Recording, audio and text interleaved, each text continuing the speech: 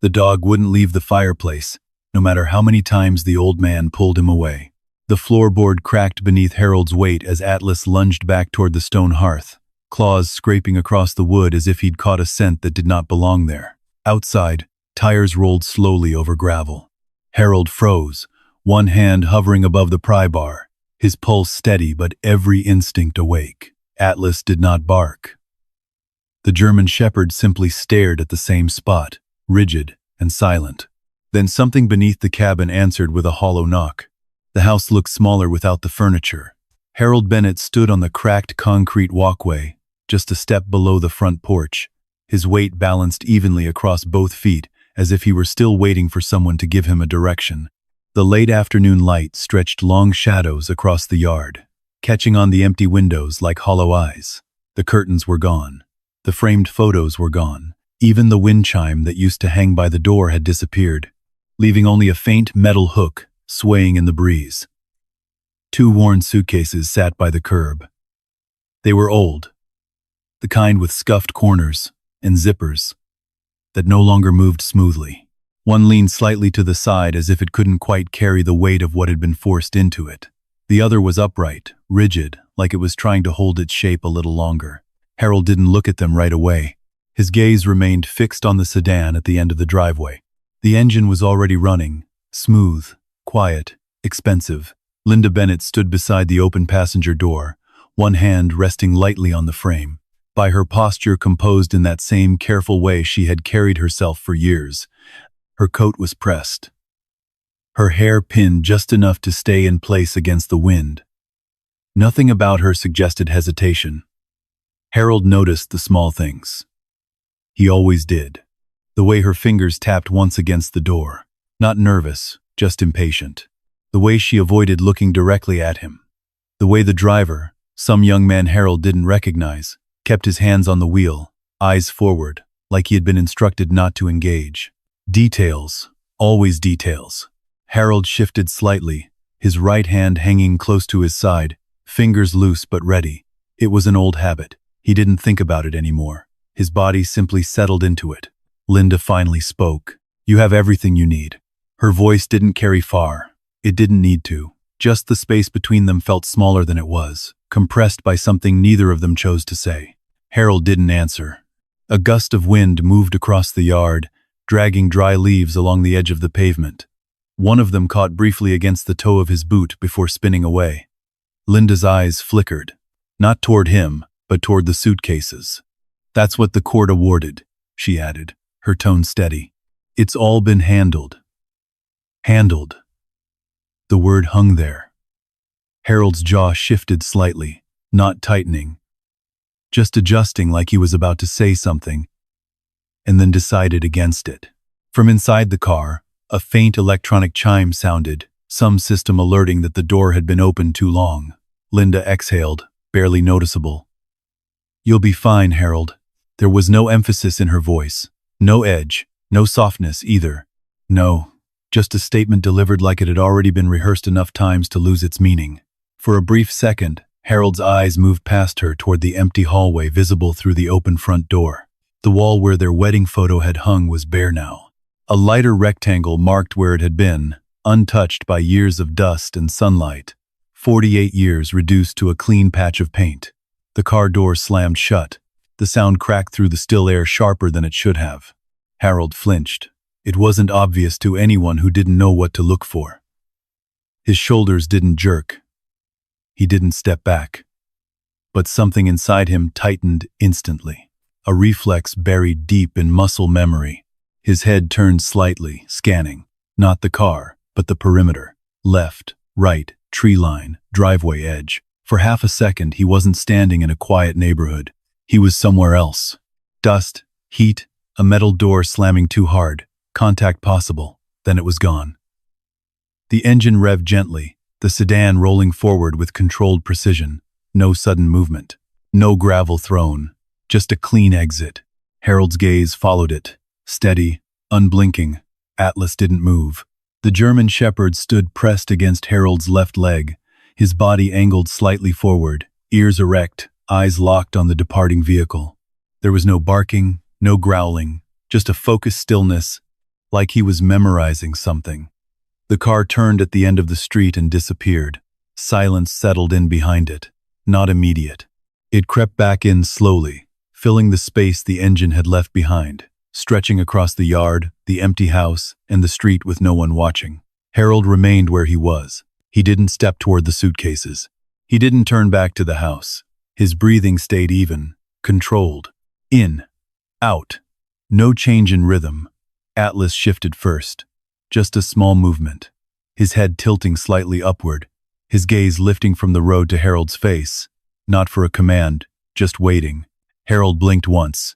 Then his right hand moved, slow and deliberate, slipping into the inside pocket of his jacket. His fingers brushed against something cold, metal, small, familiar. He pulled it out, a brass key, worn smooth along the edges, the surface dulled by time and use. It wasn't ornate, no markings that stood out at first glance, but it had weight, real weight, the kind that didn't come from size. Harold held it between his thumb and forefinger, turning it slightly so the fading light caught along its ridges.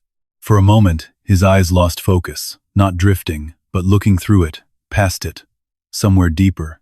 A porch, wooden steps, the smell of pine in the air, a voice calling from somewhere inside a cabin, soft but clear. He closed his hand around the key. Atlas let out a quiet breath, settling back on his haunches, but not taking his eyes off Harold. The old man finally looked down at the suitcases. 2 pieces. That was it. He stepped forward, the movement measured, almost mechanical at first. He reached for the upright one, testing its weight before lifting it fully. The handle creaked slightly under the strain. The second suitcase came next. He didn't rush, didn't hesitate, just moved. Atlas walked beside him as Harold crossed the yard, not toward the front door, but past it. The house stayed behind him, the open doorway, the empty rooms, all of it. At the edge of the driveway sat a truck that had seen better decades.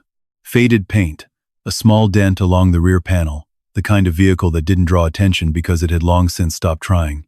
Harold set the suitcases in the back, one, then the other.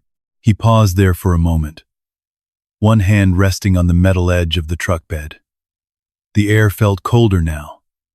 Or maybe it just wasn't blocked by walls anymore. Atlas jumped up into the back without being told, circling once before, settling near the suitcases. He didn't lie down, just sat, watching. Harold closed the tailgate. The sound echoed softly. He walked around to the driver's side and opened the door and climbed in. The seat groaned under his weight. For a moment, he didn't start the engine. His hands rested on the steering wheel, fingers spread slightly, feeling the worn texture beneath them.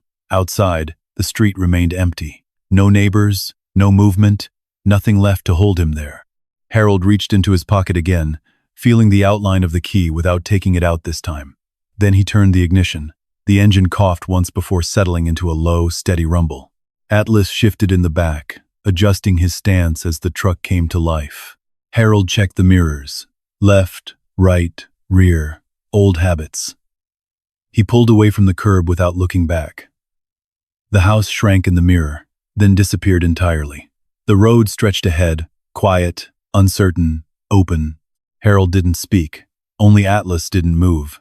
And somewhere in the space between them, the weight of everything that had been taken and everything that had not began to settle into something else. Something not yet clear. Something not yet finished. The truck rolled for nearly an hour before Harold pulled off the road. It wasn't a planned stop, not really. Just a stretch of gravel beside an old gas station that had long since stopped selling anything but dust and faded promises. The overhead sign still hung crooked above the pumps, its letters half peeled away by years of sun and wind. Harold eased the truck into the shadow of the building, cutting the engine before the tires had fully settled. Silence rushed in again, different this time. Closer.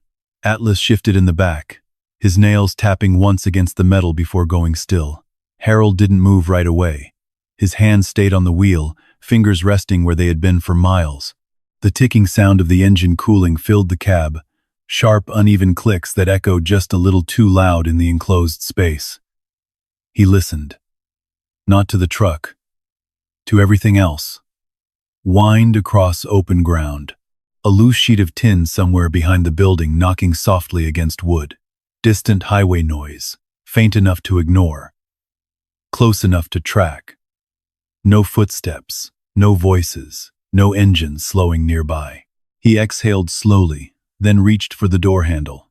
The air outside carried a bite to it, colder than before, the kind that slipped through layers without asking. Harold walked around the truck, checking the perimeter without making it obvious.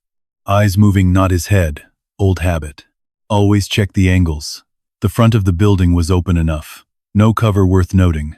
The back, narrow alley, blocked partially by stacked crates and a rusted dumpster. One entrance, two exits. Limited visibility from the road. Not ideal. But it would do. Atlas jumped down quietly, landing beside him without a sound. The dog stretched once, then stood still, nose lifted slightly, testing the air. Harold watched him for a second. Atlas wasn't restless, just alert. Harold nodded faintly, more to himself than anything. "Yeah," he murmured under his breath. "We'll stay light." He opened the truck bed, pulled out one of the suitcases, then thought better of it and closed it again. No need. Not tonight. Inside the cab, the seat leaned back just far enough to take the edge off. Harold adjusted it once, then stopped, leaving it where it landed. And he didn't remove his boots, didn't loosen his jacket, just sat. Atlas circled once on the passenger side floor, then lowered himself carefully. Body angled toward the door. Always toward the door. Harold noticed that. Another small thing. Another detail. He reached into the glove compartment, pulled out a small flashlight, checked the battery with a quick click, then set it within reach. The sky outside darkened gradually, not all at once. The last of the daylight clung to the horizon before finally giving way, leaving the world in muted shades of gray and black. Harold closed his eyes, not to sleep, just to rest them. The first sound came about 20 minutes later. Metal, light, irregular. A soft clink, like something shifting just enough to make contact, then stopping. Harold's eyes opened instantly. No hesitation. Now, his breathing didn't change, but everything else did. His right hand moved, slow and controlled, toward the flashlight. He didn't turn it on, not yet. Atlas was already up. No bark, no growl, just standing, muscles tight, ears forward. Eyes locked on the passenger side window. Harold followed the dog's line of sight. Nothing visible, just darkness. Another sound. This time, from farther out, a vehicle. Engine low, steady, not accelerating, just moving. Harold leaned slightly, enough to catch the reflection in the side mirror. Headlights, dimmed, moving slow along the road they had just left. Too slow. The vehicle didn't pass immediately. It lingered, crawling forward as if searching for something without wanting to be seen doing it. Harold stayed still, counted the seconds in his head. 1, 2, 3. The headlights drifted past the edge of the building, casting long, shifting shadows across the ground before continuing down the road. No sudden movement, no stop, but not normal, either. Atlas remained standing. Harold waited. 10 seconds, 20, 30. Only when the sound of the engine had completely faded did he reach for the flashlight. A quick beam across the cab. Clear. Another sweep toward the ground outside. No immediate movement. He opened the door slowly, stepping out without letting it slam. The night air hit colder now. Harold moved along the side of the truck, boots finding the ground without noise. He crouched slightly near the front tire, scanning the dirt. Tracks, fresh, not from his truck. Different tread, wider. He followed them with his eyes as far as the darkness allowed, annotating direction, depth, spacing. Recent, very recent. Atlas moved closer, lowering his head to the ground, sniffing once, then pulling back slightly. Not confused, but cautious. Harold straightened. His gaze shifted back to the road. Empty, but not clean. He didn't say anything. Didn't need to. He stepped back into the truck, closing the door quietly behind him. Atlas climbed in after him, settling again. But this time, his body didn't fully relax. Neither did Harold. He leaned his head back against the seat. The darkness inside the cab felt heavier now, more crowded. Sleep came eventually, not because he wanted it, because his body forced it. And when it did, it didn't come quietly. The first flash was light, white, blinding, sudden. Then heat. Then the sound, deep, concussive, ripping through everything at once. Harold jerked awake, breath cutting short, his body already halfway turned, hand reaching. Nothing. No explosion. No dust. Just the cab of the truck. Dark. Silent. Atlas's head was already lifted, watching him. Harold sat there, unmoving, his chest rising and falling just a fraction faster than before. He didn't wipe the sweat from his temple. Didn't close his eyes again. Just stared forward, letting the present settle back into place over the past. Minutes passed. Maybe more. Eventually, he reached into his pocket. The key. Still there. Cold. Solid. Real. He held it for a moment, thumb brushing over its worn edge, then let it go. Morning came slowly. Gray light creeping over the horizon, pushing the night back inch by inch. Harold stepped out of the truck, stretching once. Well, not fully, just enough to reset his balance. Atlas jumped down beside him, shaking out his coat before scanning the area again. No new tracks, no vehicles, nothing out of place. But the feeling didn't leave. Harold walked to the front of the truck, rested his hand on the hood for a second, feeling the cool metal beneath his palm. He looked out toward the road, then beyond it, toward somewhere else entirely. The key weighed heavier in his pocket now, not physically, just there, waiting. He turned back to the truck, opened the driver's door, and climbed in. Atlas followed. This time when Harold started the engine, he didn't hesitate. He pulled onto the road, heading west, toward the mountains, toward the cabin, toward whatever had been left behind, and whatever had already started looking for it. And the highway thinned the farther west they drove. Concrete gave way to cracked asphalt. Billboards disappeared. Gas stations became fewer, spaced out like forgotten markers on an old map. Harold kept the speed steady, never too fast, never drifting. Atlas stood in the back seat now, front paws braced on the center console, watching the road ahead through the windshield. He didn't pant, didn't whine, just watched. By midday, the mountains began to rise in the distance, blue and uneven against a wide Idaho sky. Snow clung to the higher ridges, even this late in the season. The closer they got, the quieter the world seemed to become. Cell service bars dropped one by one until the screen on the dash read no signal, Harold noticed. He didn't comment. Instead, he checked the rearview mirror again. Nothing unusual. But he didn't stop checking. They left the main highway just after noon, turning onto a narrower road that wound along the edge of a valley. Pine trees thickened on both sides. The air changed, cooler, cleaner, sharper. Harold rolled down the window halfway. The scent of resin and damp earth drifted in. Atlas lifted his nose, testing it. Harold's fingers tapped lightly against the steering wheel, not impatient, calculating. He recognized terrain patterns, the way some men recognized faces. Where the road dipped low near water, where the tree line thinned, where an approach would be visible from above. The cabin wasn't far now. He hadn't been back in over 20 years, but he didn't need GPS. Some coordinates never leave. The paved road ended without warning, replaced by compacted dirt and loose gravel. The truck jolted slightly as it adjusted to the uneven surface. Harold reduced speed, eyes scanning both sides of the tree line automatically. Two-track trail ahead, limited turnaround. He drove past it once, just to be sure.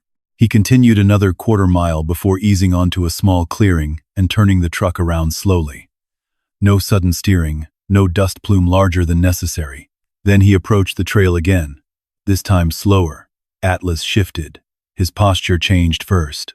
He lowered himself slightly, weight forward, ears rising higher than before. His eyes tracked something Harold couldn't see yet. Harold noticed immediately. "What is it?" he muttered quietly.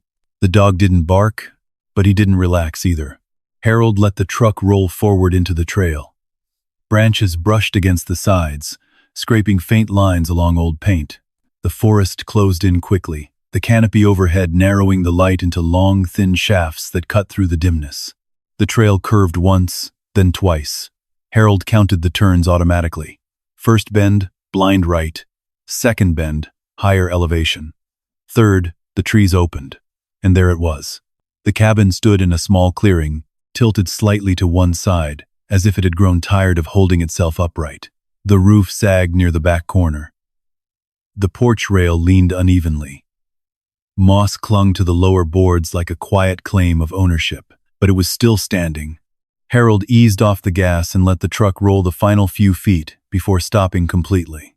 He didn't get out immediately. He studied it first. Windows intact, door closed, no visible smoke, no obvious disturbance from this distance. Atlas remained upright, eyes locked on the structure. Then he did something unusual. He didn't wait for a command. He jumped down from the truck before Harold had fully cut the engine. He landed softly and moved forward 3 steps, then stopped. Not running, not charging, just standing there, body rigid, staring at the cabin. Harold stepped out slowly. He closed the truck door without slamming it. The forest was quiet, too quiet. No birds, no wind, just the faint creak of old wood somewhere in the distance. Atlas didn't move. His gaze fixed on the stone chimney along the side of the cabin. Harold followed the line of sight. Nothing obvious. But the dog wasn't wrong often. Harold walked forward, boots sinking slightly into the soft earth of the clearing. He kept his shoulders relaxed, arms loose at his sides, but his eyes were sharp. He circled once, wide arc, not approaching the front door immediately. Checking corners, checking the rear wall, checking the ground. Near the side of the porch, he paused. Tracks, faint, not animal, boot tread. Recent enough to be defined, not fresh enough to shine. Someone had been here. Atlas moved closer to Harold's left side, his body pressing lightly against his leg. Harold crouched slowly, examining the imprint without touching it. Size roughly 11, deep enough to suggest weight. Direction, toward the porch, not away. He stood. The wind shifted slightly then, stirring leaves across the clearing.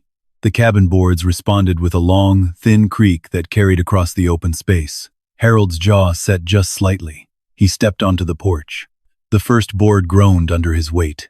He paused, listening. No movement inside. He reached for the door handle. Cold. He tested it gently. Locked. He removed the brass key from his pocket, the same one he had held in the driveway. He inserted it slowly. It resisted at first. He adjusted angle. He applied slight pressure. The lock clicked. The sound echoed louder than it should have in the quiet. Harold opened the door. The air inside was stale, but not rotten. Dust hung in thin layers across the furniture. The old stone fireplace stood exactly where he remembered. The wooden table remained centered in the room, covered in a faded cloth that had yellowed with time.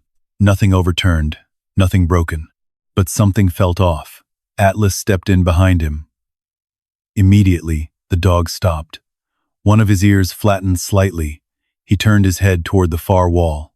Harold closed the door halfway behind them, allowing only a sliver of light to spill across the floor. He stood still, letting his eyes adjust.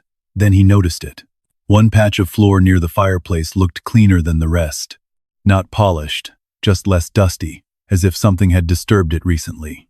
Harold didn't move toward it yet. Instead, he walked slowly along the wall, fingers brushing lightly against wood surfaces. No heavy dust displaced near the shelves, no obvious drag marks. But the absence of dust near that one section remained. Atlas took one step closer to it, then another. He didn't scratch, didn't bark, just stood over it. Harold glanced at the ceiling. No water damage near that area. He looked at the nails in the floorboards, but one of them looked newer, just slightly shinier. Not enough for most people to notice. Enough for him. He straightened. The forest outside seemed to hold its breath. Atlas lowered himself into a sit beside the spot, eyes never leaving it. Harold didn't speak. He stepped back toward the door and looked out into the clearing again. Nothing moved, but the feeling from the night before returned. Someone had passed through this place, maybe recently, maybe more than once. Harold closed the door fully this time. The latch clicked. He turned the lock. Atlas shifted closer to him, body angled toward the fireplace. Harold removed his jacket slowly and draped it over the back of a chair without breaking eye contact with the section of floor. Then he moved toward the fireplace. He knelt down near the edge of the stone and placed his palm flat on the wood. Still. Listening. Waiting. The cabin did not answer. But the silence felt thinner now, like something beneath it was waiting to be uncovered. Harold kept his hand on the floorboard a few seconds longer. The wood felt solid, old, dry, but not untouched. Atlas shifted beside him, letting out a slow breath through his nose. The dog's ears remained angled forward, focused on that same narrow strip near the stone fireplace. Harold finally stood. He didn't reach for a tool, didn't pry. Not yet. Instead, he stepped away from the spot and began moving through the rest of the cabin with quiet patience. If something was hidden, it wouldn't be the only sign. He cleared the room the way he had cleared buildings long ago, methodical, slow, but never crossing in front of a doorway without checking the corners first. His boots barely made a sound against the wood. His shoulders stayed relaxed, but his eyes never stopped moving. Kitchen first. The old porcelain sink was dry, coated in dust. Cabinet doors hung slightly crooked. He opened each one without rushing. Plates stacked where his mother had left them. A jar of salt hardened into a white block, no fresh disturbance inside. He moved to the back hallway. The narrow passage creaked faintly with every step. Atlas followed close, brushing lightly against Harold's leg whenever the boards groaned too sharply, as if anchoring him back to the present. At the bedroom door, Harold paused. The hinge gave a long, tired squeal when he pushed it open. The bed still stood against the far wall, quilt folded at the foot. A thin layer of dust coated the wooden dresser. Sunlight leaked through a crack in the curtain, cutting a pale stripe across the floor. Harold stood still there longer than he had in the main room. The smell of pine lingered faintly beneath the dust. For a moment, the cabin felt warmer in his mind than it did in reality. A kettle on the stove, a radio playing softly, his mother humming somewhere near the window. The memory flickered and was gone. He scanned the floor. No footprints here, no disturbed boards, nothing recent. Atlas moved past him and circled once in the room, then returned to the hallway without interest. That meant something. Harold stepped back into the main room. The fireplace drew his eyes again. The stonework looked the same. The mantel still held the old iron clock that hadn't ticked in years. There was a stack of firewood leaned neatly against the wall, dry, untouched. He crouched beside it. One log had been shifted, only slightly, but enough. He reached out and adjusted it back into place. Beneath the wood pile, the dust was thinner, not gone, just disturbed. Atlas rose from where he had been sitting and stepped closer, lowering his nose toward the edge of the hearth. Harold picked up the poker resting beside the fireplace. He tapped the stone gently. Solid. Then he tapped the floorboard again. A different sound. Not hollow enough to confirm anything, but not solid, either. He froze. A sound from outside. Not wind, not branches. Something brushing against metal. Harold stood instantly, moving toward the window beside the door without stepping directly into the center of it. He shifted to the side, now letting only one eye peer past the edge of the curtain. The clearing looked empty. The truck sat where he had left it. No movement near the tree line. He listened again. There, a faint scrape from the direction of the back shed. Atlas was already at the door, body rigid, tail low but steady. Harold didn't open it immediately. He waited, counted his breath. Then he unlocked the latch slowly and pulled the door inward just enough to step through. The air outside felt heavier now. The trees stood still, their tops barely moving. He moved along the side of the cabin, keeping his back close to the wall. The shed came into view, a small wooden structure half hidden behind brush. The door hung slightly ajar. Harold hadn't checked it earlier. That was on him. He approached carefully, his boots finding the quieter patches of ground between loose gravel and dry leaves. Atlas followed, but stayed a step behind this time, waiting for direction. Harold reached the shed door and nudged it open with the edge of his boot. The hinges protested. Inside, the space was cramped. Old tools leaned against the wall: hoe, shovel, rake. A rusted lantern sat on a shelf. Cobwebs clung to the ceiling beams, but near the center of the dirt floor, the soil had been disturbed. Not dug deep, just shifted, like someone had tested it and then stopped. Harold crouched again, pressing his fingers lightly into the loose dirt. Still slightly damp beneath the top layer. Recent. Not hours. Maybe days. Atlas stepped forward this time and sniffed the ground carefully. He let out a low sound in his throat. Not a growl, but a warning that something unfamiliar had passed through here. Harold stood slowly.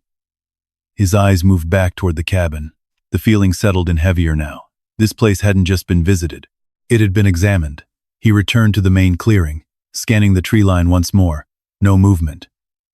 But the quiet no longer felt peaceful. It felt watched. Harold went back inside and shut the door firmly behind him. He turned the lock. Then he moved a heavy chair slightly closer to the door, not blocking it, just adjusting it enough to notice if it shifted. Atlas resumed his position near the fireplace, but he didn't sit this time. He remained standing. Harold stepped back to the section of floor near the stone hearth. He looked down at it with new clarity. If someone had been here, they hadn't taken anything. They hadn't trashed the place. They had searched and either found nothing or decided to come back. He crouched again and ran his fingers along the seam between two boards. There, a faint indentation near the nail head. The wood around it was just slightly newer, replaced at some point. Atlas shifted closer. Harold placed his palm flat against the floor once more. This time he knocked twice with his knuckles. The sound came back to him differently than before. Not open, but not solid. A muted echo beneath. He didn't pry. Not tonight. He stood. The sky outside had begun to dim again, the light fading into a deep blue through the windows. Harold moved toward the fireplace and began stacking wood inside it. He struck a match from an old box he found in the kitchen drawer. The flame caught slowly at first, had it licking along the dry kindling before growing steady. The fire filled the room with a faint orange glow. Shadows shifted across the walls. Atlas finally lowered himself onto the floor, but his head remained up. Harold sat in the chair opposite the hearth, elbows resting lightly on his knees. He didn't close his eyes, didn't relax fully. The crackle of the fire brought back a memory he didn't ask for. Another structure.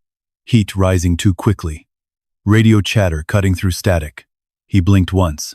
The cabin returned. Wood walls, stone hearth. Atlas breathing steady beside him.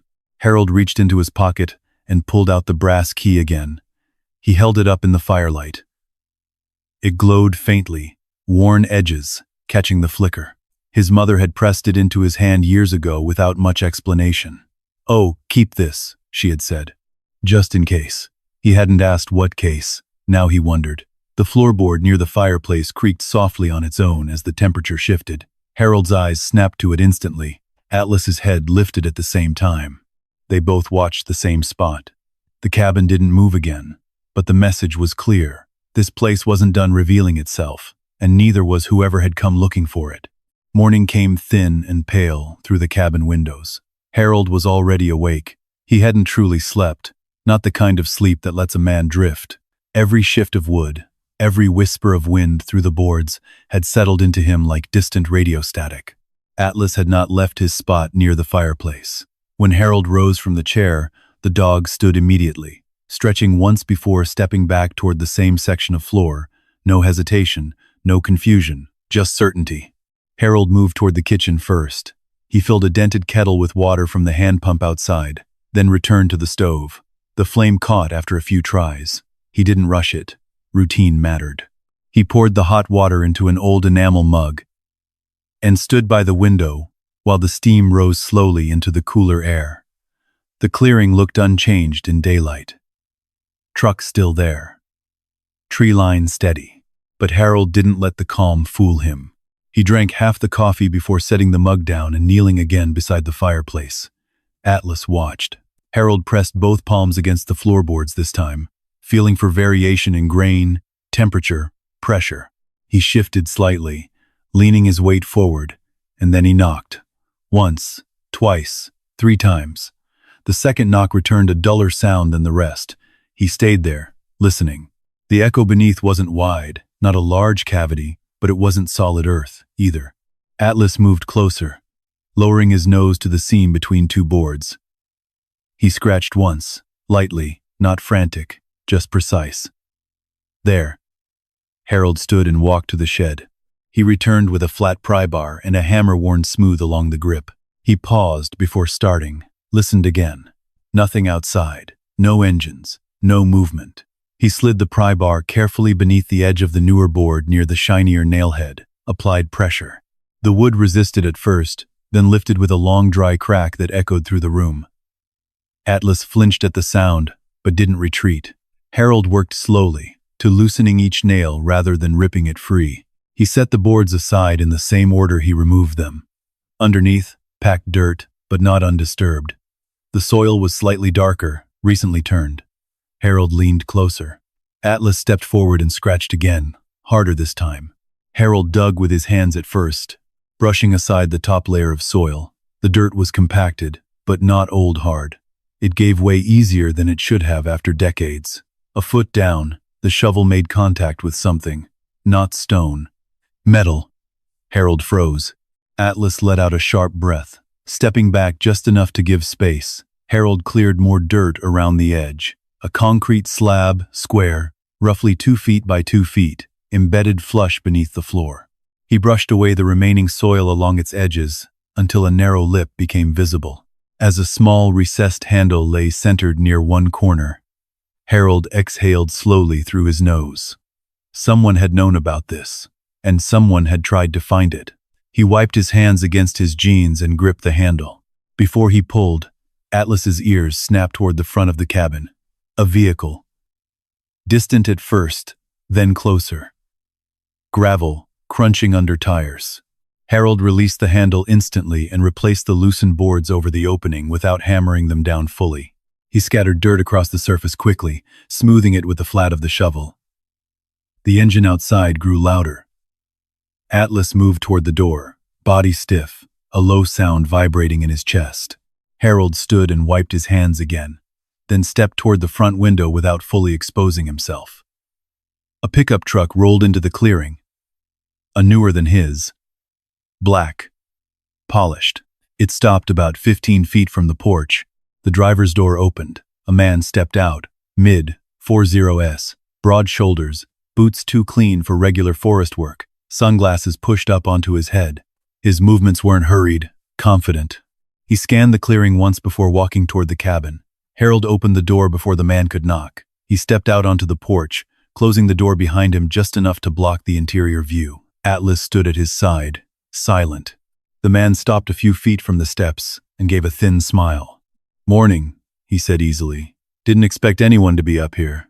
Harold didn't return the smile. "You are." The man glanced at the truck parked behind Harold, then back at the cabin.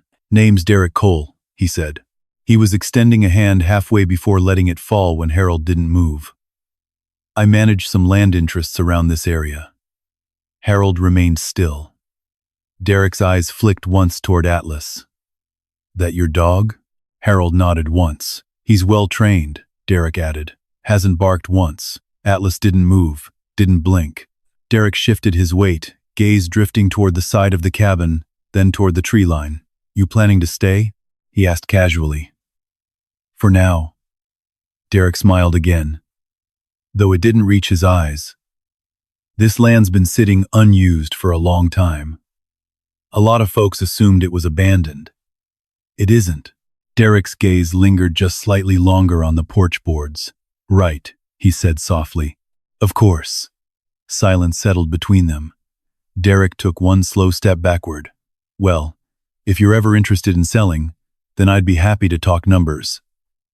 Cash deal." "Quick." Harold tilted his head just slightly. "How long have you been coming up here?" Derek's smile tightened. "Oh, I pass through now and then, just keeping track of properties in the region." Atlas took one deliberate step forward, positioning himself directly between Derek and the porch steps. Derek noticed. He held Harold's gaze for a second longer than necessary, then nodded. "I'll leave you to it." He turned and walked back to his truck. The engine started. Gravel shifted. The truck backed slowly, before turning and disappearing down the trail. Harold remained on the porch until the sound had fully faded. Only then did he step back inside. Atlas followed, ears still high. Harold locked the door and stood still for several seconds. Then he walked back to the fireplace and knelt again, removed the boards, cleared the dirt. The concrete slab waited beneath. He gripped the recessed handle once more. This time there was no interruption. He pulled. The slab lifted with more resistance than he expected, scraping lightly against the surrounding earth before rising enough to reveal darkness beneath. A hollow space. Atlas leaned forward. Harold held the slab open with one arm and reached for the flashlight with the other. He clicked it on and aimed the beam downward. The light cut into the void below, revealing the edge of something hidden, something placed there deliberately, and not meant to be found easily. The beam of the flashlight cut deeper into the cavity. Concrete walls, tight, reinforced, not an old root cellar, not a simple storage pit, engineered. Yeah. Harold lowered himself onto one knee and angled the light further inside. The space extended about 4 feet down, then leveled out. A small metal box rested against the far wall, edges worn but intact. Before he could study it longer, Atlas's head snapped toward the front door. The dog didn't bark. He didn't move wildly. He froze, every muscle locked. Harold killed the flashlight instantly. Darkness swallowed the room. Then came the sound. Not from outside. From beneath the floor. A faint scrape. Metal against metal. Slow. Deliberate. Harold didn't move. His breathing flattened. Atlas's low growl vibrated in the silence, barely audible but steady. Another sound. A soft tug.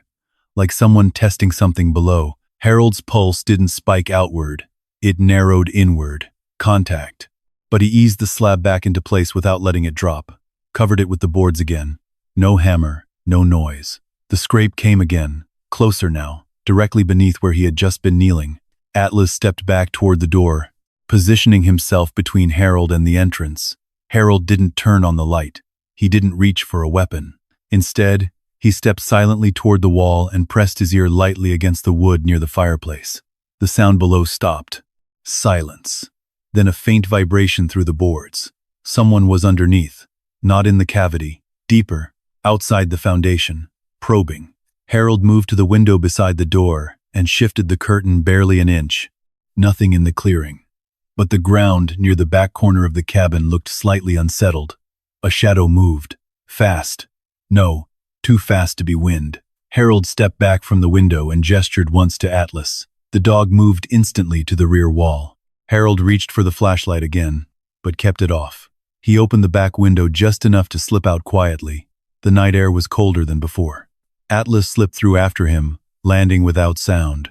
Harold moved low along the cabin's side, boots finding the darker patches of soil. At the back corner, he crouched. There. A section of earth near the foundation had been disturbed.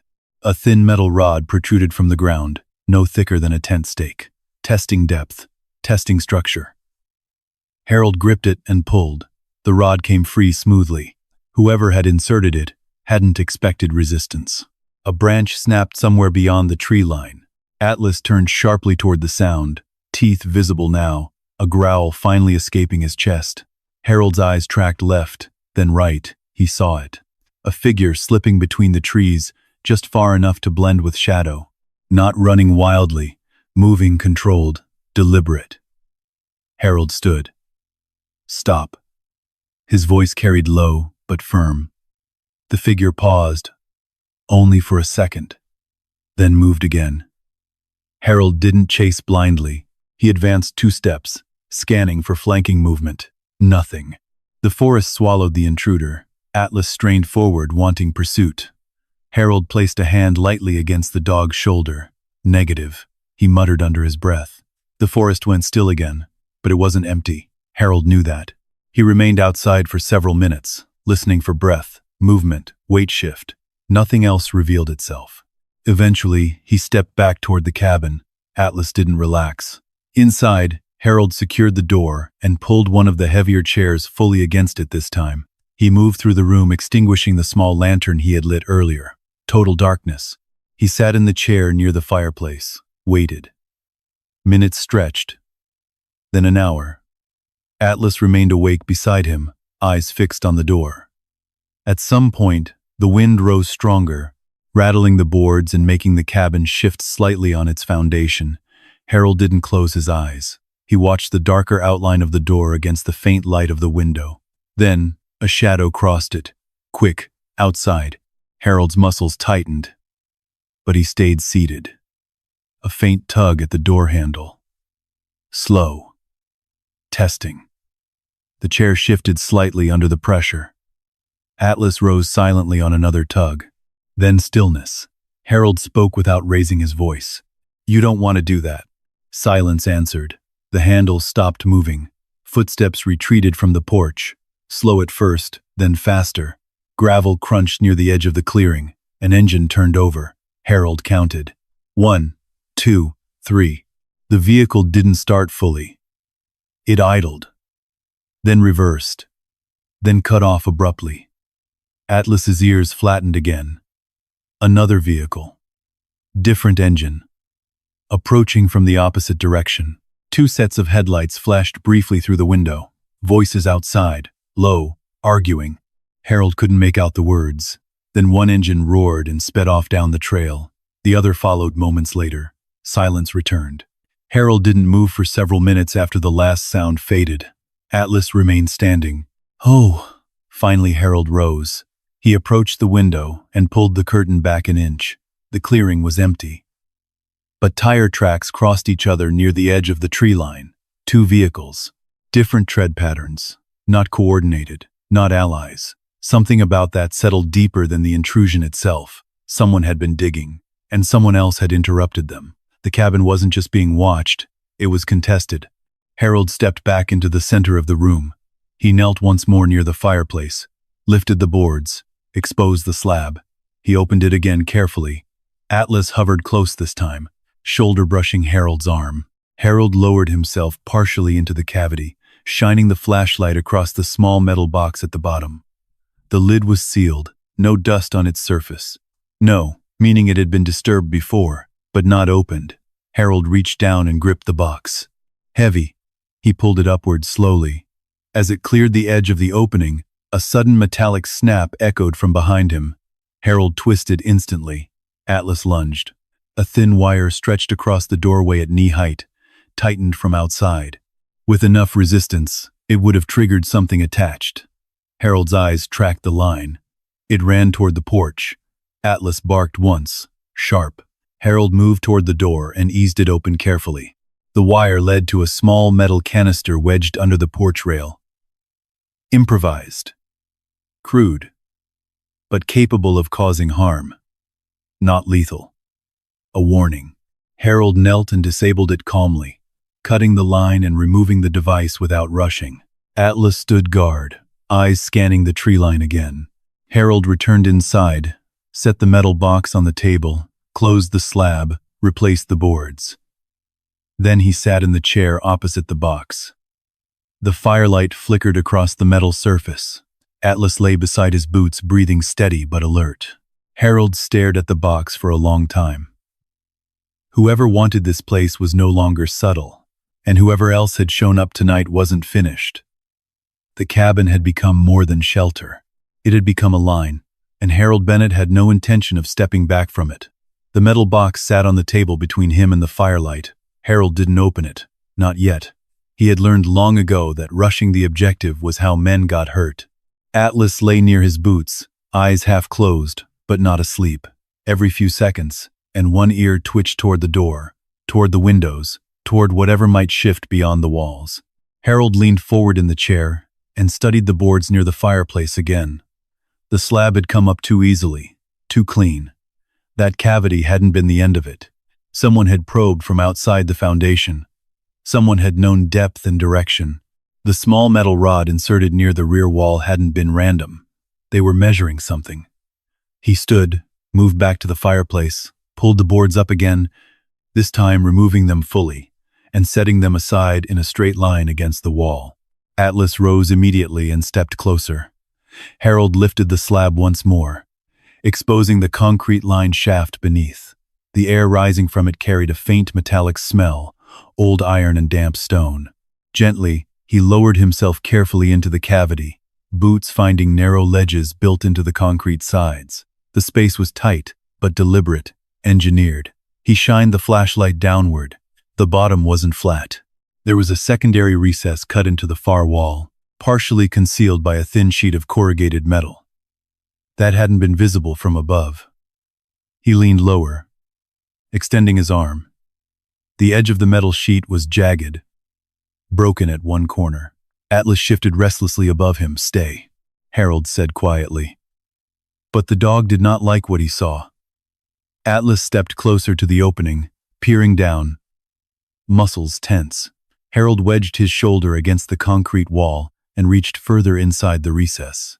His fingertips brushed against something behind the metal sheet. Paper, cloth, another object concealed deeper. Oh, he adjusted his footing. The ledge shifted slightly under his weight. Atlas moved instinctively. Without command, he jumped. The dog dropped into the shaft beside Harold. It happened in a second. Harold's head snapped up. Atlas. The dog's front paws hit the lower ledge, then slipped. A sharp metallic tear cut through the confined space. Atlas let out a sudden cry, short, shocked. Harold reacted without thought. He grabbed the dog by the harness strap as Atlas twisted, one rear leg scraping against the jagged metal edge. Blood spotted the concrete instantly. Harold hauled him upward with controlled force, bracing one boot against the wall and lifting until Atlas's weight cleared the ledge. The dog trembled once, but did not panic. Harold set him gently onto the cabin floor and climbed out after him. Firelight flickered across the red, spreading into Atlas's fur near the rear leg. Harold knelt immediately. His hands were steady. He rolled Atlas gently onto his side and examined the wound. A clean slice, not deep enough to sever muscle, but open. Atlas's breathing was fast, chest rising and falling sharply. Yet, he did not pull away. He held eye contact with Harold. Harold reached into the small canvas bag he had kept near the truck. Old field kit, still stocked out of habit. He pressed sterile gauze against the cut, applying firm pressure. "Easy," he murmured. Atlas's ears flattened, but he stayed still. Harold worked quickly, cleaned the wound with measured movements. He wrapped it snugly, but not so tight that it restricted circulation. His hands remembered what his mind did not need to think about. Field repairs, stop the bleed, stabilize, assess mobility. He finished the wrap and rested one palm lightly against Atlas's neck, feeling the dog's pulse steadying beneath his fingers. "Should have stayed," he said softly. Atlas blinked slowly. Harold sat back on his heels. For a long moment, the only sound in the cabin was the crackle of the fire and the steady breathing of the dog beside him. The injury wasn't catastrophic, but it was personal. The metal sheet inside that recess hadn't broken by accident. It had been torn recently. Harold stood again and looked down into the shaft. The jagged edge gleamed faintly under the beam of the flashlight. Someone had tried to reach behind it and had failed. Harold retrieved a pair of heavy gloves from the truck and climbed back down, alone this time. He removed the broken sheet carefully, bending it away from the recess. And behind it, wrapped in oilcloth and sealed in a rusted tin, lay several tightly bound notebooks. Not modern, not new. Handwritten labels marked their spines in fading ink. He lifted them one by one and passed them up through the opening. The last object inside the recess was a rolled document tube made of hardened leather. He extracted that as well. When he climbed out, Atlas was sitting upright despite the bandaged leg, watching the opening with narrowed eyes. Harold replaced the slab loosely and set the boards aside for now. He carried the notebooks to the table beside the metal box. The oilcloth smelled faintly of cedar. He unwrapped the first notebook. The handwriting was neat, deliberate, his mother's. The first page wasn't recipes. It wasn't gardening notes. It was a survey. Land boundaries, water rights, grid coordinates, measured depths, hand-drawn maps. Harold's jaw tightened. This wasn't just a family cabin. It was documented property with something valuable beneath it.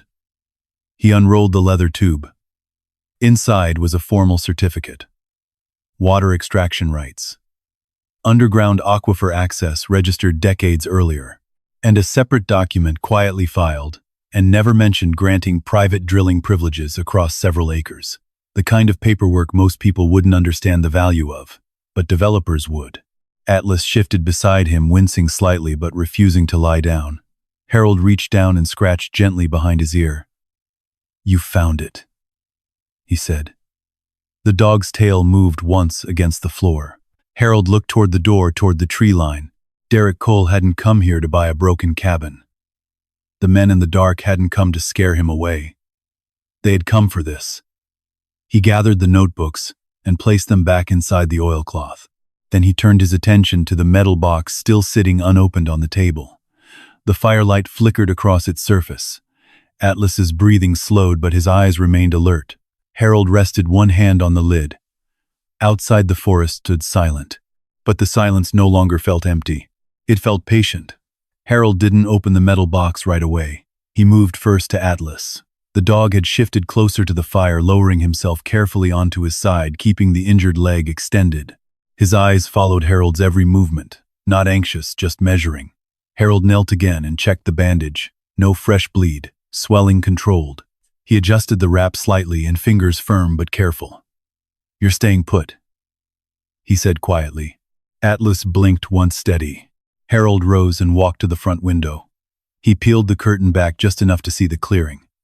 Morning light filtered through pine branches, long shadows stretching across the dirt. The truck sat where it had been left. No fresh tire tracks from overnight. No movement at the tree line. But the stillness wasn't trust. It was reconnaissance. He let the curtain fall and returned to the table. The metal box was old military surplus. He recognized the style instantly. Reinforced corners, dual clasp lid.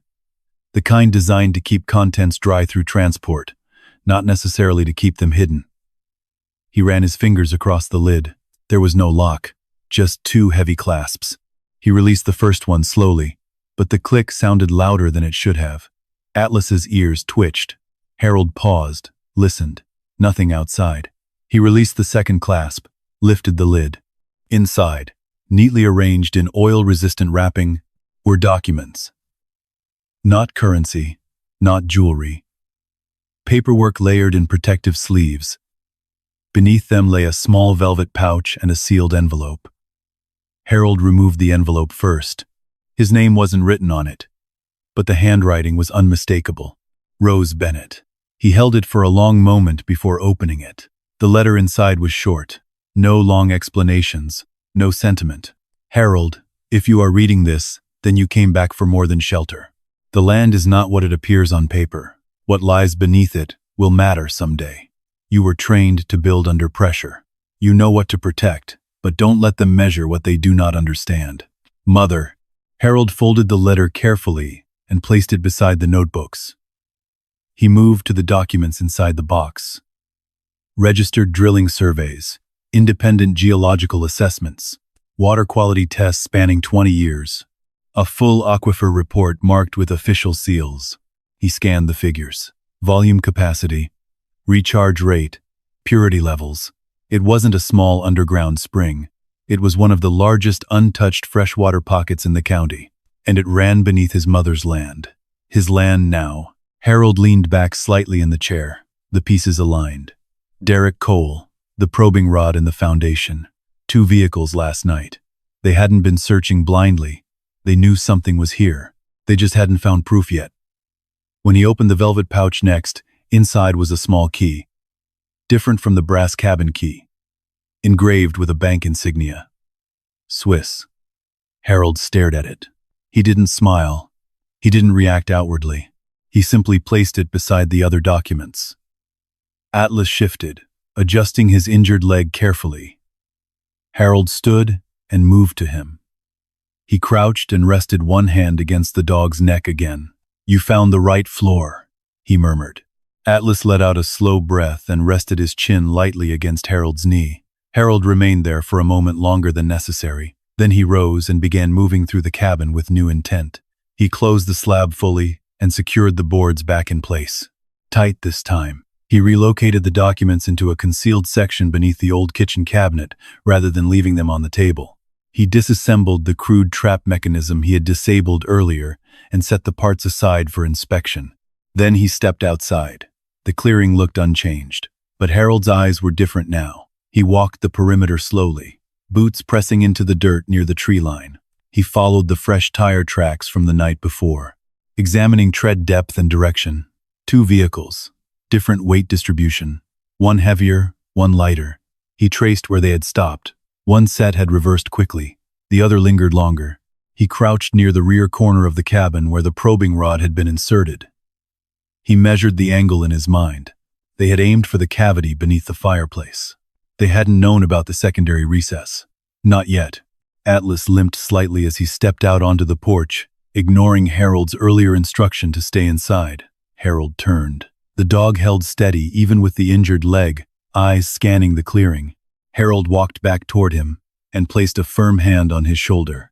"Inside," he said more clearly this time. Atlas hesitated, then obeyed. Harold stood alone in the clearing for another minute. The cabin no longer felt like a refuge. It felt like contested ground. He returned inside and shut the door. He pulled the metal box toward him again and flipped through the remaining pages. The aquifer report listed future projected values if municipal demand increased, water scarcity maps, development projections. The value of the land wasn't sentimental. It was strategic, and his mother had known. She had prepared for this. Harold folded the maps carefully and placed them back inside the oilcloth. He tucked the Swiss key into his inside jacket pocket. Then he sat back in the chair and stared into the fire. Atlas shifted again, laying his head against the floor near Harold's boots. Harold's gaze unfocused for a second, not drifting, calculating. The men last night weren't amateurs. The trap at the door had been designed to intimidate, not destroy. A warning. Derek Cole hadn't come here alone in interest. He had come to confirm occupancy. The aquifer was the objective. And now Harold understood the scale. This wasn't about buying a rundown cabin. It was about control. He leaned forward and added another log to the fire. The flames rose higher. Shadows danced along the walls. Then he reached for one of the notebooks and opened it again. This time he flipped past the surveys, past the water rights, toward the back. The final pages contained something different. Handwritten notes in his mother's steady script. Names, small-town officials, land registries, dates of attempts to acquire adjacent property, notes about outside investors. Harold's jaw tightened again. This had been building long before he arrived. He closed the notebook. Atlas lifted his head slightly as if sensing the shift. Harold leaned down and rested his forehead briefly against the dog's. "We're not leaving," he said quietly. Outside, a distant engine echoed faintly from beyond the ridge. Not close enough to see. Not close enough to act. But close enough to remind him they would come back. And next time, they would not be testing. They didn't wait long. 2 days later, just after noon, Harold heard the engine again. Not cautious this time. Not creeping through the trees in the dark. The black pickup rolled into the clearing in full daylight, dust rising behind it like a signal flare. Harold was outside repairing the porch rail with salvaged wood and a box of old screws he'd found in the shed. Atlas lay nearby in the shade, bandaged legs stretched forward, but healing well enough for him to shift his weight without flinching. The truck stopped closer than before. Derek Cole stepped out without sunglasses this time. No pretense of surprise. No casual smile. He walked straight toward the cabin, boots crunching over gravel. Atlas rose slowly. He did not bark. He moved in front of Harold and stood there, shoulders squared, full weight distributed carefully despite the injury. Derek noticed the bandage. "Looks like he had a rough night," Derek said. Harold set the screwdriver down, but did not descend the porch steps. "He'll heal." Derek studied the porch, then the tree line, then the foundation of the cabin. His eyes lingered just slightly too long near the back corner. "You've been busy," Derek said, digging around. Harold didn't answer. The silence stretched. Derek shifted his stance. "I think it's time we stop pretending this is about nostalgia," he said finally. "You know what's under this land." Harold's face did not change. "Do I?" Derek took one step closer. "The aquifer," he said plainly. "It runs beneath this entire ridge. Clean, untapped. The county's been mapping it for years." Atlas's ears flattened slightly. Derek continued, "You're sitting on something that's worth more than that old house ever was." Harold tilted his head just slightly. "And you're sitting on paperwork that's not finished," he said calmly. Derek's jaw tightened. "That paperwork will be finished," he replied.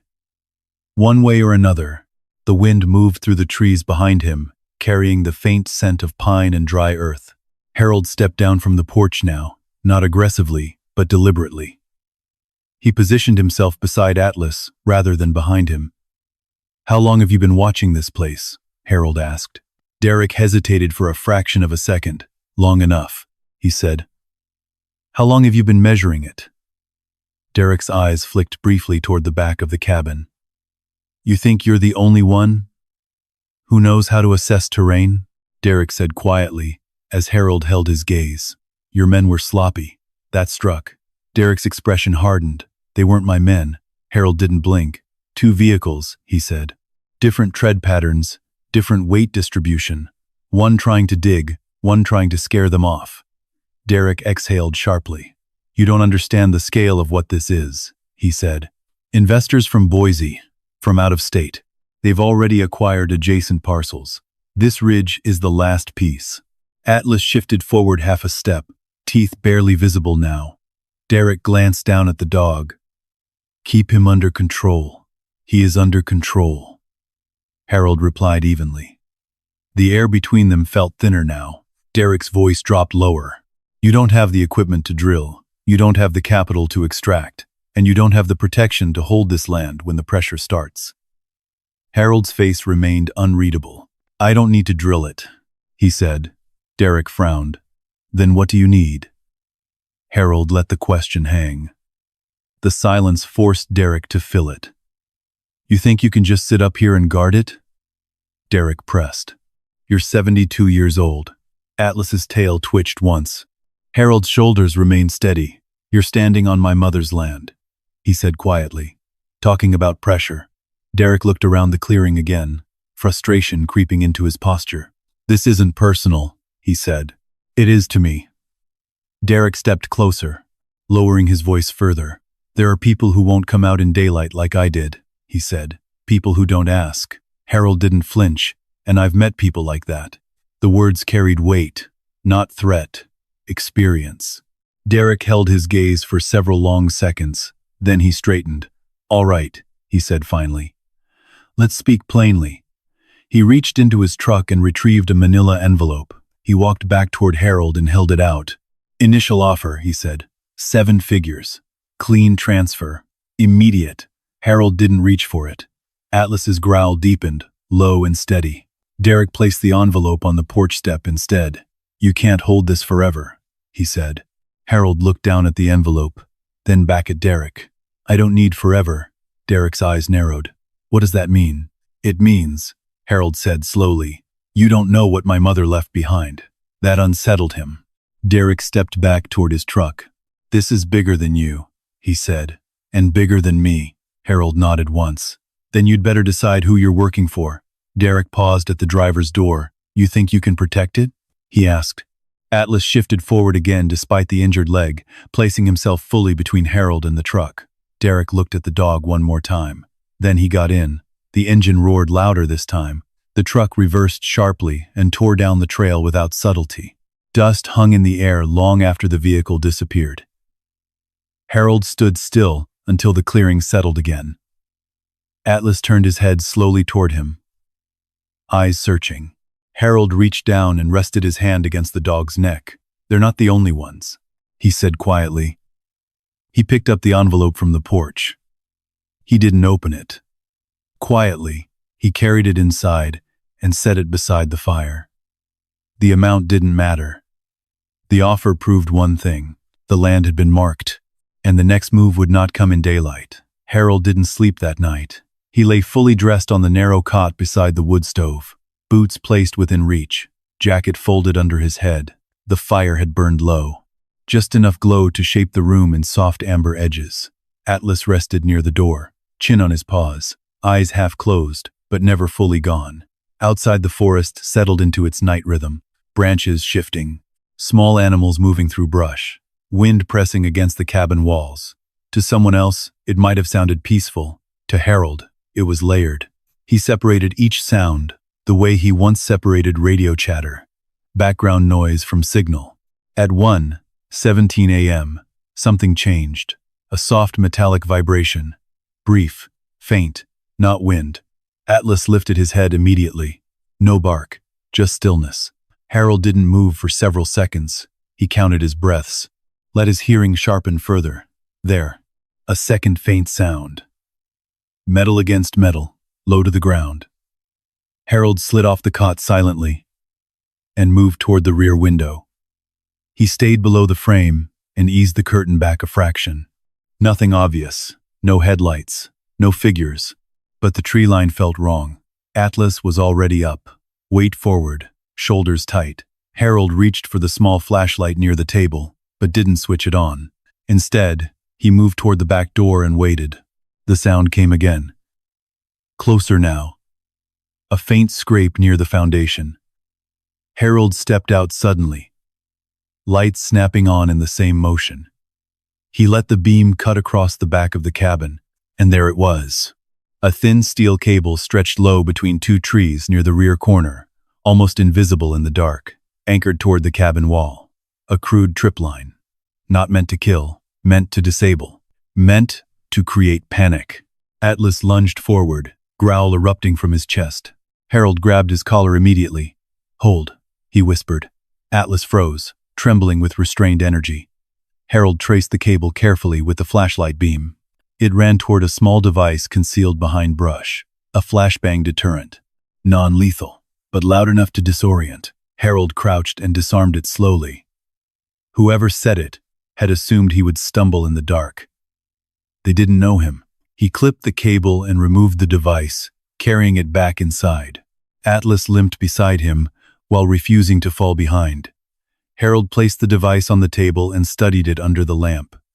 Professional, not homemade. Someone with access to equipment. He walked back to the door and scanned the clearing once more. Nothing visible. But he knew. They had been watching, testing again. He shut the door and reinforced the lock with a steel bar he had installed that afternoon. The cabin no longer felt fragile. It felt fortified. Morning came gray and cold. Harold worked without speaking. He reinforced the fence line with salvaged posts, digging each hole deep and packing earth tight around the base. Atlas moved slowly along the perimeter, nose close to the ground, tracking scents. He paused near the tree line and stared into the forest for a long time, Harold noticed. He walked over and crouched beside him. Sure, the ground there showed faint impressions. Boot prints, fresh. They hadn't left after setting the cable. They had stayed long enough to observe. Harold studied the direction of the tracks. North Ridge. He memorized it. Then he straightened. By midday, the cabin looked different. Subtle changes. Window shutters reinforced from inside. Motion-triggered lights repositioned to eliminate blind spots. The back entrance cleared of brush. Not militarized, but deliberate. Holding the line. Atlas lay near the porch steps again, panting lightly as the sun warmed the clearing. Harold brought him fresh water and checked the wound. Healing clean. No infection. You're not done yet, Harold murmured. Atlas blinked and rested his chin against Harold's hand. Late afternoon brought another sound, this time not hidden, but a car engine climbing the trail. Harold stood immediately. Atlas rose, too. The vehicle that emerged was not Derek's truck. It was a silver SUV, clean, polished. It stopped several yards from the porch. The driver's door opened slowly. Linda Bennett stepped out. Harold didn't move. Atlas did not bark. Linda wore city clothes that looked out of place against the dirt and pine needles. She removed her sunglasses and looked at the cabin as if assessing damage. "So this is where you ran," she said. Harold remained still. "I didn't run." She glanced around the clearing, taking in the reinforced fence, the new boards, the cleared brush. "You've been busy." Harold stepped off the porch and stood several feet away from her. Atlas positioned himself at his side. "I heard about the offer," Linda said. "Oh." "Derek came to see me." Harold's eyes narrowed slightly. "You are not part of this land," he said. "I was married to you," she replied sharply. "That makes me part of anything you acquire within certain time frames." Her tone had changed from personal to legal. She stepped closer. "There are joint claims that can still be pursued," she said. "You don't have the resources to fight that." Atlas shifted forward, posture tightening. Linda glanced at him. "Control your dog," she said. "He's controlled," Harold replied. She lowered her voice. "You don't know who you're up against," she said. "This isn't about pride." Harold looked past her at the SUV. No visible passengers, but tinted windows. "You came alone?" he asked. Linda hesitated. For now. The air felt heavier again. She stepped closer. "Sell," she said. "Take the money. Move somewhere quiet." Harold held her gaze. "This is quiet." Linda's expression flickered. "Impatience, calculation. You always did prefer dirt to people," she said.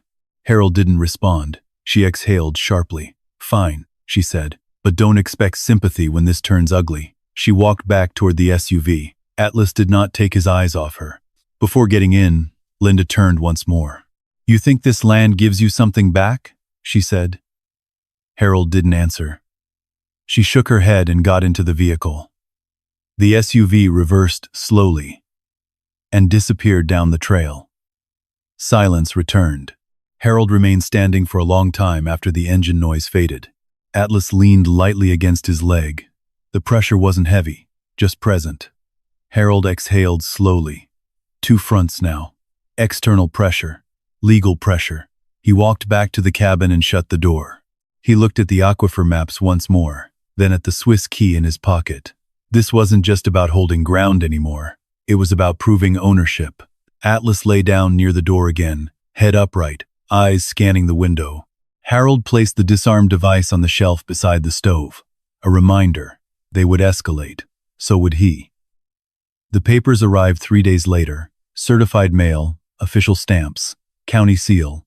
Harold stood at the edge of the dirt road as the rural carrier handed him the envelope without stepping fully out of the truck. The man gave a polite nod, but didn't linger. News traveled fast in mountain towns. So did speculation.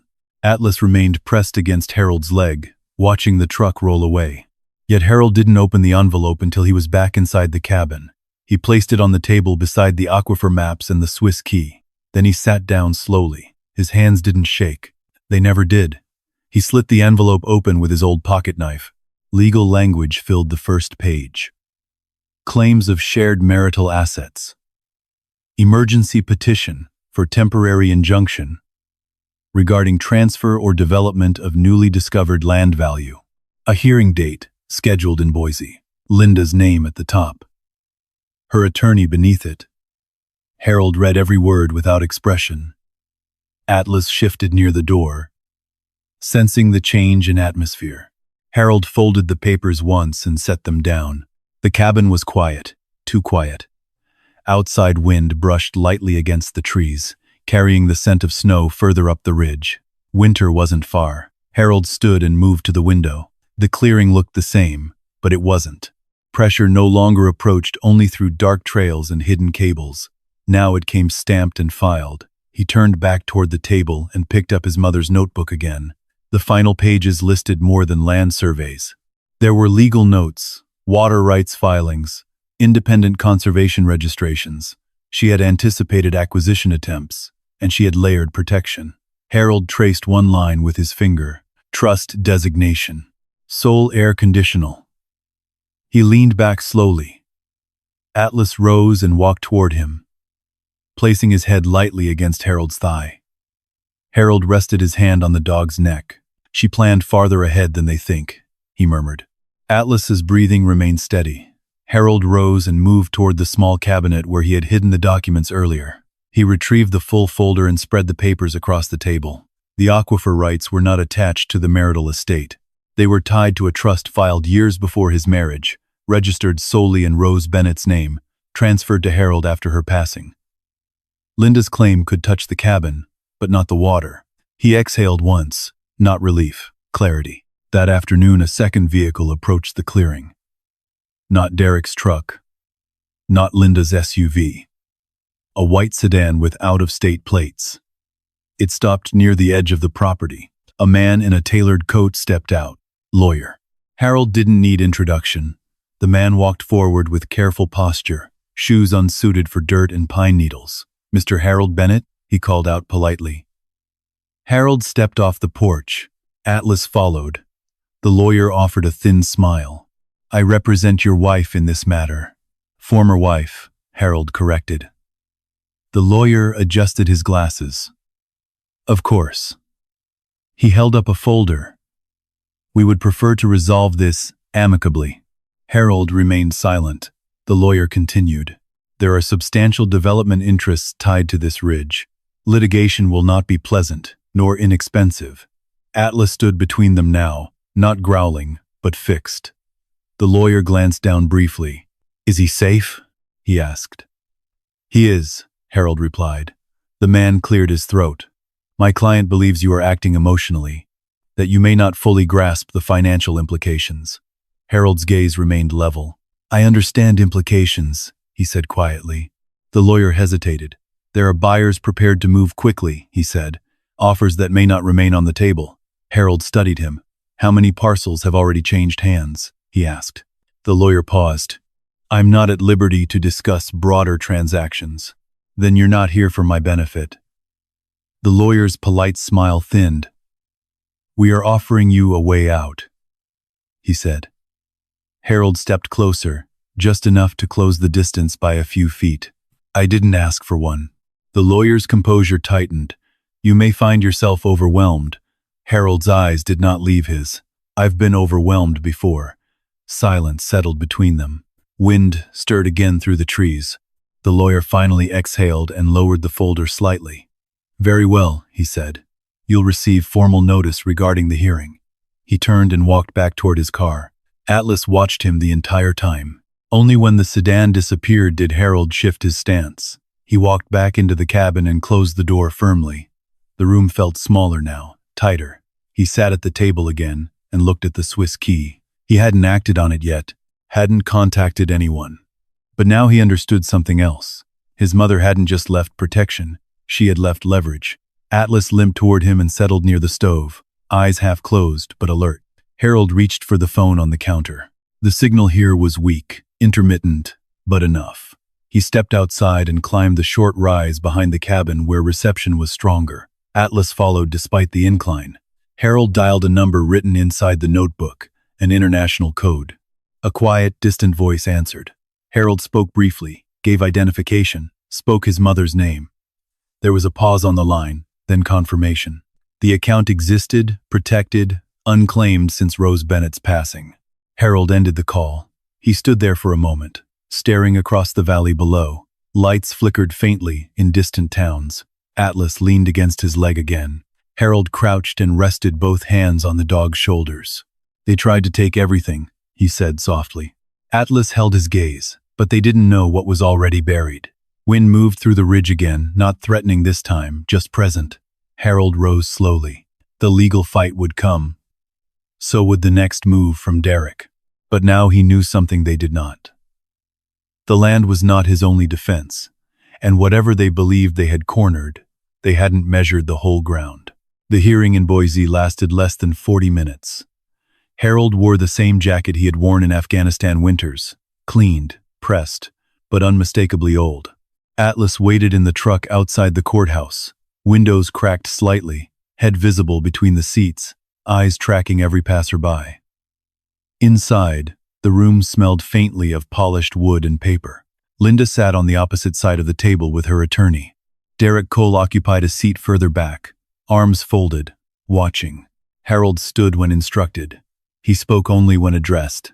The judge flipped through documents, pausing at the trust filings Rose Bennett had established years before Harold's marriage, when water rights registered independently, transfer documents recorded well before divorce proceedings.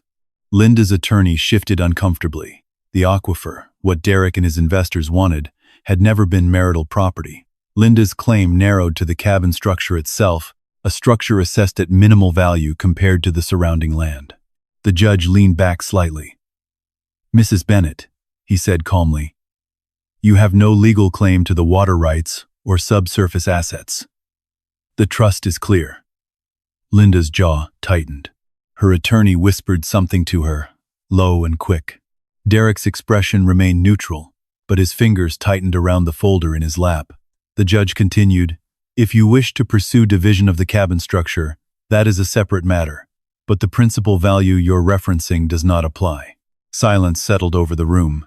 Harold did not look at Linda. He did not look at Derek. He kept his gaze forward.